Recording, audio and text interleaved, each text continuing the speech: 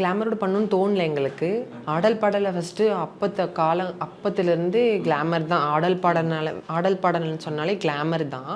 Glamour வந்து இப்போ அந்த ஊர்க்காரங்க தான் கேட்பாங்க. அது போலீஸ் பர்மிஷனோட தான் இது நடக்குது. ஓகேங்களா? அந்த ஊரில் கிளாமர் பண்ணக்கூடாது அப்படின்னா நாங்கள் ஃபுல் காஸ்டியூம் போட்டு தான் நாங்கள் ஆடுவோம். ஃபஸ்ட்டே பர்மிஷன் வாங்கிடுவோம். இன்றைக்கி ஃபங்க்ஷன்னா நாங்கள் நேற்று 2 டேஸ்க்கு முன்னாடியே பர்மிஷன் வாங்கிடுவாங்க. எங்கள் ஓனர் வாங்கி போலீஸ்கிட்டலாம் கையெழுத்து வாங்கிட்டு இந்த மாதிரி கிளாமர் தான் பண்ண போகிறோம் அப்படின்னு சொல்லி பேசிட்டு வந்து தான் கிளாமர் பண்ணுவோம். நாங்களே விருப்பப்பட்டு நாங்கள் கிளாமர் பண்ண போகிறது கிடையாது. நல்லா ட்ரெஸ்ஸிங் ரூம் நீட்டாக கட்டியிருக்கணும் எங்களுக்கு.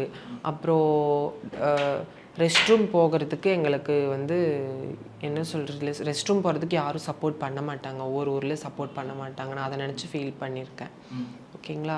அப்புறம் ட்ரெஸ்ஸிங் ரூம் ஃபுல்லாக நீட்டாக கட்டணும், கேப் இல்லாமல் கட்டணும். அப்புறம் தார்பாயெல்லாம் போட்டு மறைச்சி அந்த மாதிரி டக்குன்னு எடுத்துருவாங்க. நாங்கள் மேக்கப் போட்டுட்டு இருக்கும்போது ட்ரெஸ் மாற்றிட்டு இருப்போம். அப்போ டக்குன்னு எதாச்சும் எடுப்பாங்க, இழுத்துட்ருவாங்க.